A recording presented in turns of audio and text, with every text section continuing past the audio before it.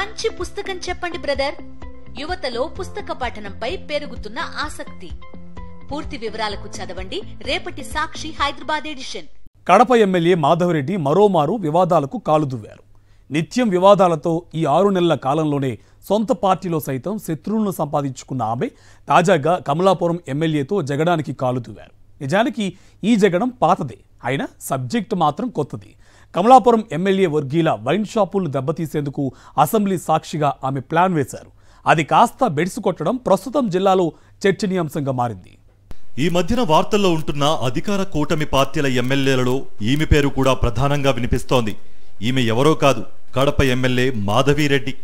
2 వారాల క్రితం కడప కార్పొరేషన్ సమావేశంలో ఈమె చేసిన హడావిడి అంతా ఇంతా కాదు.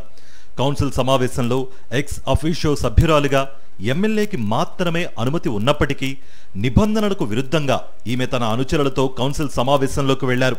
అందరికీ కుర్చీలు కావాలని హడావిడి చేశారు. ఈ క్రమంలో వారిస్తున్న అధికారుల వైపు చూసి అలా కన్ను కొట్టి సోషల్ మీడియాలో కూడా వైరల్ అయ్యారు.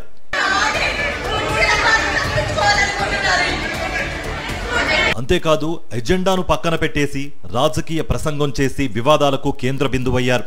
అధికార పార్టీ ఎమ్మెల్యే కావడంతో తనకు అడ్డు అదుపు లేదనేది మాధవిరెడ్డి నిశ్చితమైన అభిప్రాయం.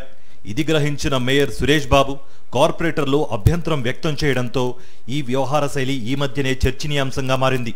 కడప అసెంబ్లీ నియోజకవర్గానికి మొట్టమొదటి మహిళా ఎమ్మెల్యేను నేను, అంతేకాదు అధికార తెలుగుదేశం పార్టీ ఎమ్మెల్యేను. ఇక్కడ నేను చెప్పిందే వేదం కావాలి తప్ప వేరే నాయకుల ప్రమేయం ఉండకూడదని మాధవిరెడ్డి అనుకుంటూ ఉంటారట. ఆ విషయాన్ని ఆమె అనుచరులే చెప్పుకుంటూ ఉంటారు. ఎక్కడైనా సరే ఎవరైనా సరే కయ్యానికి సిద్ధం అనడం ఈమె నైజమని తెలుస్తోంది. ఏదో విధంగా వార్తల్లో నిలబడాలనేది ఎమ్మెల్యే గారి ఆలోచనగా కనిపిస్తోందని జిల్లా రాజకీయాల్లో చెప్పుకుంటూ ఉంటారు. అయితే ఈ క్రమంలో ఆమె ప్రతిపక్ష పార్టీ నాయకులనే కాదు, సొంత పార్టీ నేతలను కూడా బీభత్సంగా టార్గెట్ చేస్తూ ఉంటారు. కడప కార్పొరేషన్ పరిధిలోని కొన్ని డివిజన్లు కమలాపురం నియోజకవర్గం కిందకొస్తాయి. కమలాపురం ఎమ్మెల్యే పుత్తా చైతన్యారెడ్డి, ఆయన తండ్రి పుత్తా నరసింహారెడ్డిలకు కడపలో వ్యాపారాలు కూడా ఉన్నాయి. దీంతో అవునన్నా కాదన్నా వారి ప్రభావం కడప నగరంపై ఉంటుంది. ఈ నేపథ్యంలో ఎమ్మెల్యే పుత్తా చైతన్యారెడ్డిని, ఆయన తండ్రి పుత్తా నరసింహారెడ్డిని కడపలో అడుగు పెట్టనివ్వకూడదనేది ఎమ్మెల్యే మాధవిరెడ్డి ఆలోచనట. వారు టీడీపీ నేతలు అయినప్పటికీ వారితో ఎప్పటినుంచో ఉన్న వైరం కారణంగా ఈసారి అణగదొక్కాలనేది మాధవిరెడ్డి వ్యూహమని చెప్పుకుంటున్నారు. అందుకే పుత్తా నరసింహారెడ్డి వర్గాన్ని కడపలోనే లేకుండా చేయాలని ఆమె ప్రతిజ్ఞ చేసినట్లుగా జిల్లా టీడీపీ వర్గాల్లో వినిపిస్తున్న గుసగుస.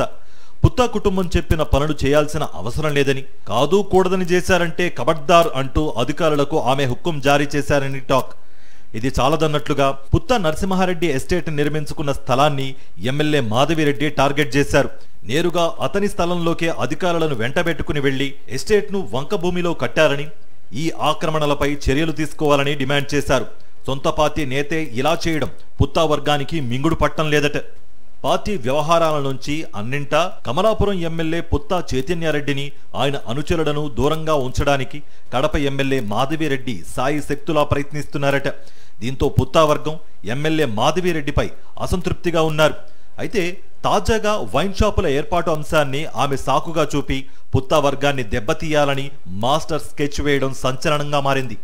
కడప బిల్డప్ సర్కిల్లో ఓ వైన్ షాప్ పైనే మందుబాబులకు రీహాబిలిటేషన్ సెంటర్ ఉంది. మందు నుంచి అక్కడ రీహాబిలిటేషన్ సెంటర్ ఉండగా అదే భవనంలో వైన్ షాప్ పెట్టారని, ఇది మంచిది కాదని, దీన్ని తీసివేయించాలని నేరుగా అసెంబ్లీలోనే ఆరోపణలు చేశారు.